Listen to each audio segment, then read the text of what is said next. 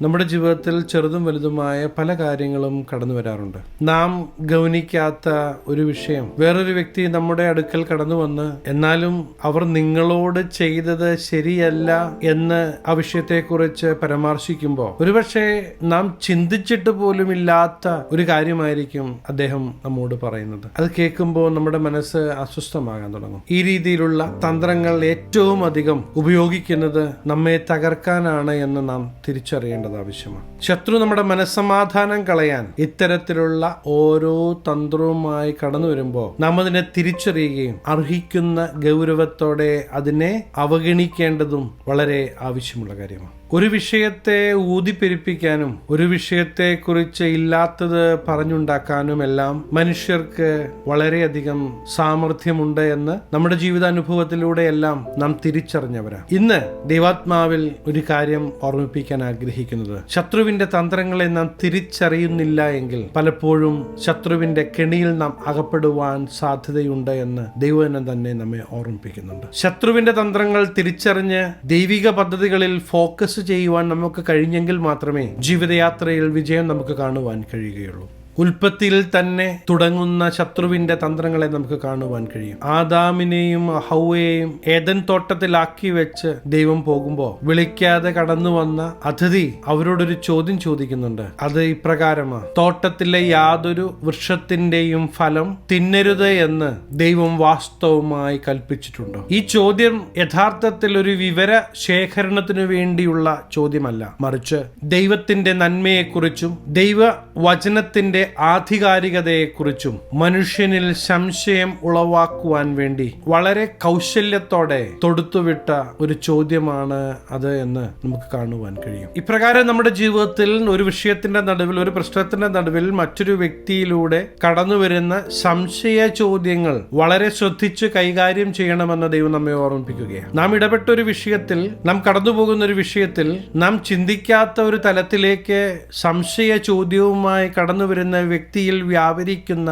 അന്ധകാരത്തിന്റെ ശക്തിയെ തിരിച്ചറിഞ്ഞ് അതിനെ ശാസിക്കണം. ഹല്ലേലൂയ. ദൈവിക പദ്ധതിയിൽ നിന്ന് സമ്പൂർണമായി തള്ളിക്കളയുവാനും മനസ്സുമടുപ്പിക്കാനും ഇപ്രകാരമുള്ള സംശയ ചോദ്യങ്ങൾ പലപ്പോഴും ഇടയാക്കുന്നു എന്ന് തിരിച്ചറിയേണ്ടത് ആവശ്യമാണ്. ദൈവം വാഗ്ദത്തം ചെയ്ത ശാശ്വതമായ അനുഗ്രഹങ്ങൾ നഷ്ടപ്പെടുന്നതിലേക്ക് വരെ നമ്മെ നയിക്കുവാൻ ഇത്തരത്തിലുള്ള ശത്രുവിന്റെ കെണികൾ കൊണ്ട് സാധ്യമായേക്കാം. ദൈവവചനം മനുഷ്യന്റെ ഹൃദയത്തിൽ വിതയ്ക്കപ്പെടുന്ന വിത്താണെങ്കിൽ സംശയം ആ വിത്തിനെ നശിപ്പിക്കാൻ ശത്രു കൊണ്ടുവന്ന് വിതയ്ക്കുന്ന കളയാണ് എന്ന് തിരിച്ചറിയേണ്ടത് ആവശ്യമാണ്. ഇന്ന് നിങ്ങളുടെ ജീവിതയാത്രയിൽ കടന്നു വരുന്ന ശത്രുവിന്റെ സംശയം ജനിപ്പിക്കുന്ന വാക്കുകളുടെ മുമ്പാകെ മനസ്സിടിഞ്ഞു പോകാതെ ദൈവിക ലക്ഷ്യത്തിലേക്ക് ധൈര്യത്തോടെ ചുവടുകൾ വെക്കണമെന്ന് ഞാൻ നിങ്ങളെ ഓർമ്മിപ്പിക്കാൻ ആഗ്രഹിക്കുകയാണ്. ഉൽപ്പത്തി 3-ാം അധ്യായം 1-ാം വാക്യത്തിൽ പാമ്പ് സ്ത്രീയോട് ചോദിക്കുന്ന കൗശല്യമുള്ള ചോദ്യത്തിൽ നിന്ന് തുടങ്ങിയതാണ്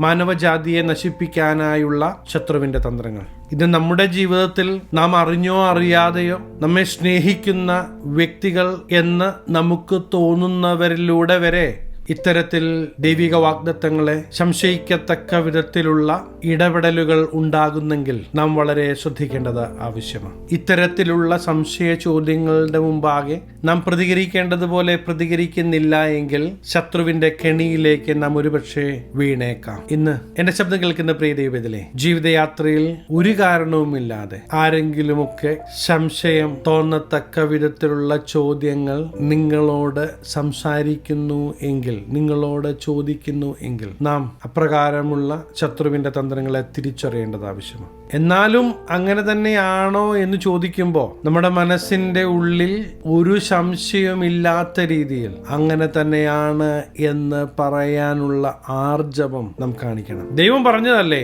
ദൈവം പറഞ്ഞ വാഗ്ദത്തമല്ലേ, അത് നടക്കുമെന്ന് പറയാൻ തുടങ്ങണം. അത് സാഹചര്യങ്ങളും സാധ്യതകളും എല്ലാം പ്രതികൂലമാണെങ്കിലും എന്റെ ദൈവം എന്നോട് പറഞ്ഞ ദൈവിക വാഗ്ദത്തങ്ങൾ ഞാൻ കാണും എന്ന് പറയാൻ തുടങ്ങണം. ഹല്ലേലൂയ.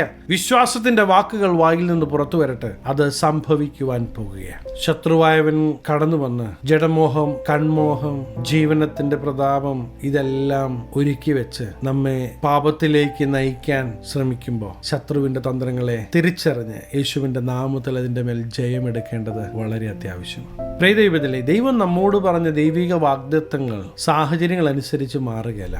അവൻ വാക്കു പറഞ്ഞാൽ വാക്കു മാറ്റാത്തവനാകൊണ്ട് ദൈവിക പദ്ധതികൾ ദൈവത്തിൽ വിശ്വസിക്കുന്ന നിങ്ങളിലൂടെ ഈ ദിവസങ്ങളിൽ വെളിപ്പെടുവാൻ പോകുകയാണ്. അതെ, രാജാതിരാജാവും കർത്താതി കർത്താവുമായ ദൈവത്തിന്റെ മഹത്വം പ്രിയദൈവത്തിലെ നിങ്ങൾ കാണും, നിങ്ങളത് അനുഭവിക്കുക തന്നെ ചെയ്യും. ഇത്തരത്തിലുള്ള ശത്രുവിന്റെ ഒരു തന്ത്രത്തെ തിരിച്ചറിഞ്ഞിട്ടാണ് അപ്പോസ്തലനായ പൗലോസ് കൊരിന്തി സഭയ്ക്ക് ലേഖനം എഴുതുമ്പോൾ വളരെ വ്യക്തമായ നിർദ്ദേശം സഭയ്ക്ക് കൈമാറുന്ന ഭാഗം കൊരിന്ത്യർക്കെഴുതിയ 2-ാം ലേഖനം 11-ാം അധ്യായം 3-ാമത്തെ വാക്യത്തിൽ നമുക്ക് കാണുവാൻ കഴിയും. എന്നാൽ സർപ്പം ഹവ്വായെ ഉപായത്തിൽ ചതിച്ചതുപോലെ നിങ്ങളുടെ മനസ്സ് ക്രിസ്തുവിനോടുള്ള ഏകാഗ്രതയും നിർമ്മലതയും വിട്ട് വഷളായി പോകുമോ എന്ന് ഞാൻ ഭയപ്പെടുന്നു. ക്രിസ്തുവിലുള്ള ലളിതമായ വിശ്വാസത്തിൽ നിന്നും സമ്പൂർണമായ സമർപ്പണത്തിൽ നിന്നും വിശ്വാസികളെ അകറ്റുക എന്നതാണ് പിശാചിന്റെ എക്കാലത്തെയും തന്ത്രം. ഹവ്വായെ ചതിച്ച അതേ കൗശലം വിഷം പുരട്ടിയ സംശയത്തിന്റെ അമ്പുകൾ. അതുപയോഗിച്ച് ഇന്ന് നമ്മുടെ മനസ്സിനെ ദൈവത്തിൽ നിന്ന് അകറ്റുവാൻ ശത്രുവായവൻ ശ്രമിക്കുന്നുവെങ്കിൽ നാം അതിനെ തിരിച്ചറിയണം എന്ന് അപ്പോസ്തലൻ നമ്മെ ഓർമ്മിപ്പിക്കുകയാണ്. നാം ദൈവിക പദ്ധതികളിൽ നിലനിൽക്കണമെങ്കിൽ ക്രിസ്തുവിനോടുള്ള ഏകാഗ്രത അതിതീവ്രമായി കാത്തു സൂക്ഷിക്കേണ്ടത് വളരെ അത്യാവശ്യമാണ്. ശത്രുവിന്റെ ആയുധങ്ങൾ മാറിക്കാണും, എന്നാൽ ശത്രുവിന്റെ ലക്ഷ്യം ഒന്നാണ്, ദൈവവചനത്തിൽ നിന്നുള്ള വ്യതിചലനം. പ്രിയദൈവത്തിലെ, ഇന്ന് ശത്രുവിന്റെ പരീക്ഷണങ്ങളെ തിരിച്ചറിഞ്ഞ് യേശുവിന്റെ നാമത്തിൽ ജയത്തെ കൽപ്പിക്കേണ്ടത് ആവശ്യമാണ്. ഹല്ലേലൂയ! ഒരു ജയമാകുവാൻ, ഒരു അനുഗ്രഹമാകുവാൻ പ്രിയദൈവത്തിലെ ദൈവം നിങ്ങളെ കുറിച്ച് ആഗ്രഹിക്കുകയാണ്. നിങ്ങളായിരിക്കുന്ന സാഹചര്യങ്ങളിലെല്ലാം ഈ ദൈവത്തിന്റെ പ്രവൃത്തി നിങ്ങൾ കാണും, നിങ്ങളൊരു അനുഗ്രഹമാകും. പ്രിയദൈവത്തിലെ, ഈ ശത്രുവിന്റെ തന്ത്രങ്ങളെ തിരിച്ചറിഞ്ഞ് ഈ ശത്രുവിനോട് എതിർക്കുവാൻ സർവായുധവർഗം നാം ധരിക്കേണ്ടത് ആവശ്യമാണ്. എഫെസ്യർക്കെഴുതിയ ലേഖനം 6-ാമത്തെ അധ്യായത്തിൽ നമുക്കത് കാണുവാൻ കഴിയും. അതിന്റെ അവസാനം 10-ാമത്തെ വാക്യത്തിലേക്ക് വരുമ്പോൾ,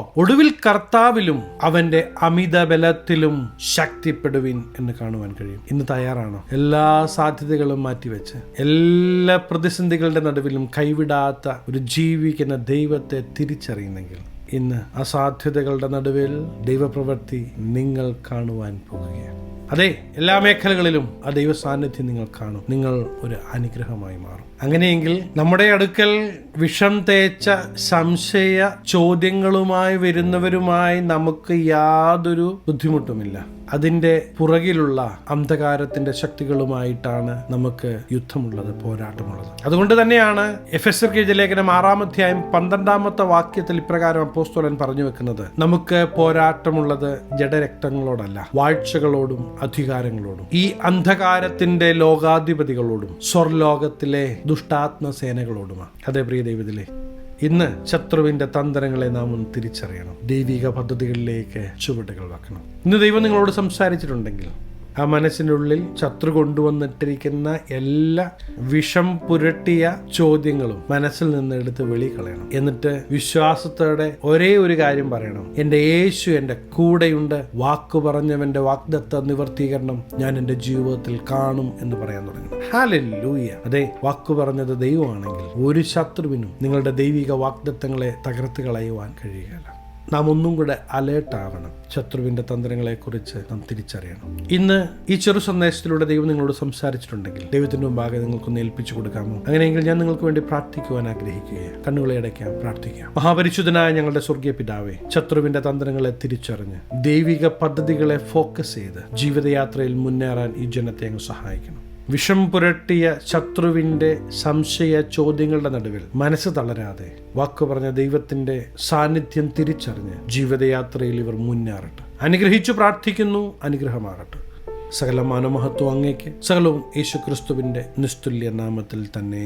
ആമേൻ. പ്രിയ ദൈവത്തിലെ, ഈ ചെറു സന്ദേശം നിങ്ങൾക്ക് അനുഗ്രഹമായെങ്കിൽ തീർച്ചയായും ഞങ്ങളെ അറിയിക്കണം.